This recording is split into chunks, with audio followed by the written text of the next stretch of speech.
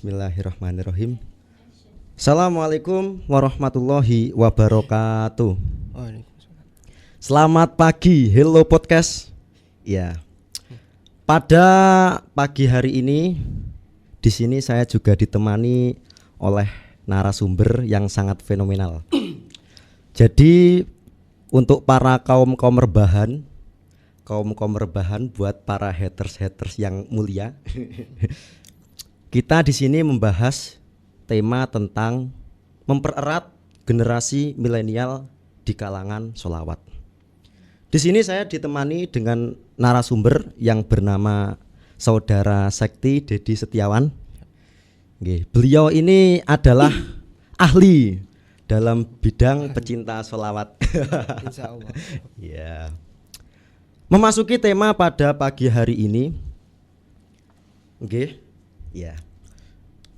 Untuk sholawat itu kan sebenarnya itu memuji kepada Kanjeng Nabi nggih. Kanjeng Nabi Muhammad sallallahu alaihi wasallam.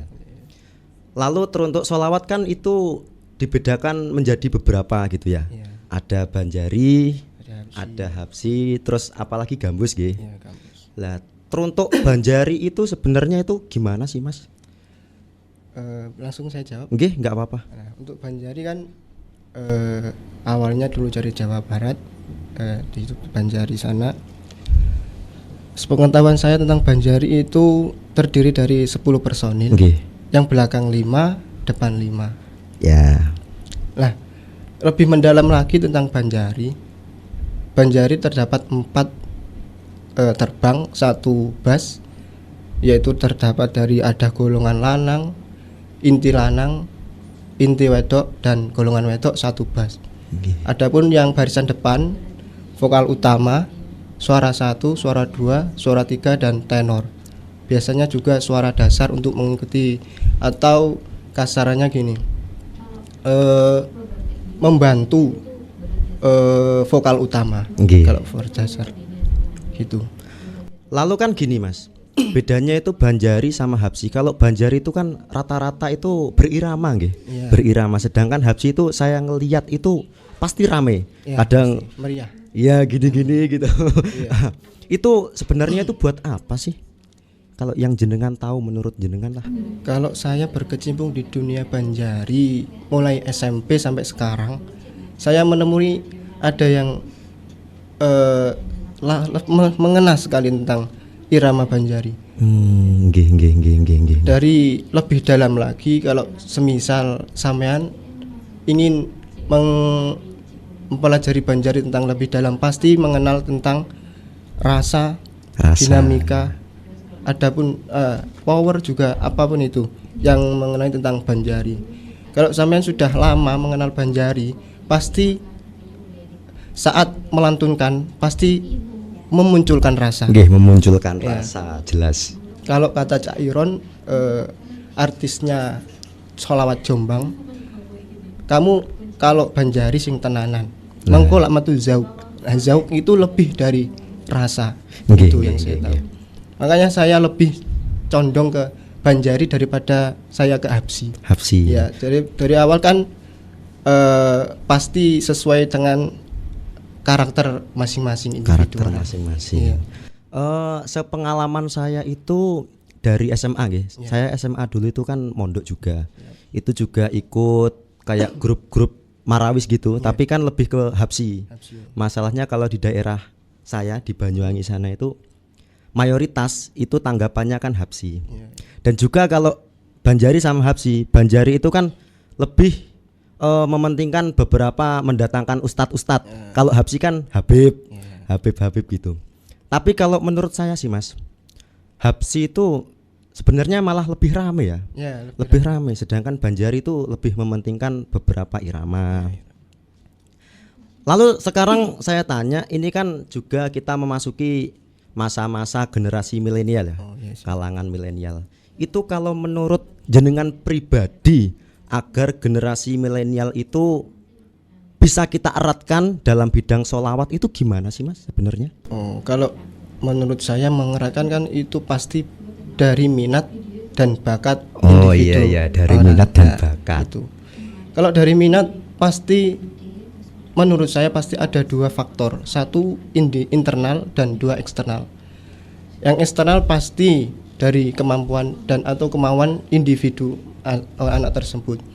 Kalau eksternal ada yang dari orang tua, lingkungan, teman dan lain-lain. Pasti banyak faktor. Lanjut ke faktor eksternal saja. Menurut saya lingkungan itu sangat memicu. Sangat memicu. Soalnya dari saya sendiri dari kalangan desa kan ya. Ya kalangan desa. Sama Mas, saya juga. Di desa kan juga banyak itu grup-grup Al-Banjari. Grup-grup Al-Banjari. Banyak malah dari kecamatan sampai kabupaten. Kalau saya di desa sudah ikut 4 sampai 5 grup kalau di desa. 4 sampai 5 grup. Ya termasuk mantap lah. Alhamdulillah. Nah, kalau menurut saya minatnya dari eksternal itu pertama kan saya lingkungan. Lingkungan itu sangat membentuk apa sih yang akan sampean gali di diri sampean sendiri gitu. Saya dulu juga awalnya nggak tahu tentang Banjari. Saya diajak teman, ayo ikut latihan Banjari. Ada sekitar sedikit kok 5 anak. Nah 5 anak itu yang sampai sekarang masih berkecimpung di dunia Banjari hanya 2 anak, saya dan teman saya. Dan teman saya itu juga sekarang sudah ke Sumatera sana.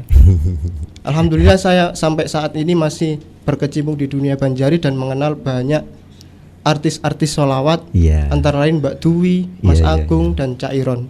Itu luar biasa kalau sholawat, istiqomahan sekali. Dan saya termotivasi dari artis-artis tersebut. Apa sih Banjari itu? Kalau menurut saya sangat enak didengarkan, enak dinikmati. Kalau menurut saya kembali lagi ke individu. Ada yang suka habsi, ada yang suka gini. Kalau saya sih cenderung ke Banjari. Cenderung ke Banjari. Gitu. Kalau membicarakan minat ada 2 faktor tadi, internal dan eksternal. Internal dan eksternal. Berarti kan bisa saya simpulkan nggih. Itu kalau mempererat generasi milenial di bidang sholawat, yang pertama kan tergantung minat dan bakat. Yang kedua tergantung lingkungan juga. Terus yang ketiga tadi dari faktor ada teman. Ada teman. Barangkali orang tua yang dulunya juga di pakemnya Banjari gitu. Faktor eksternal dan internal. Oke, saya akhiri talk show pada pagi menjelang siang kali ini. Mudah-mudahan apa yang kita dapat sharing-sharingkan ini bisa bermanfaat bagi khususnya kaum rebahan. Kaum rebahan yang ada di rumah ini. Dan bila mana ada kesalahan kata yang kurang berkenan di hati para audiens, saya selaku host memohon maaf sebesar-besarnya. Dan juga saya mohon maaf loh Mas. Ini kita agak gokil-gokil. Ya sudah, saya akhiri. Akhirul kalam, wassalamualaikum warahmatullahi wabarakatuh.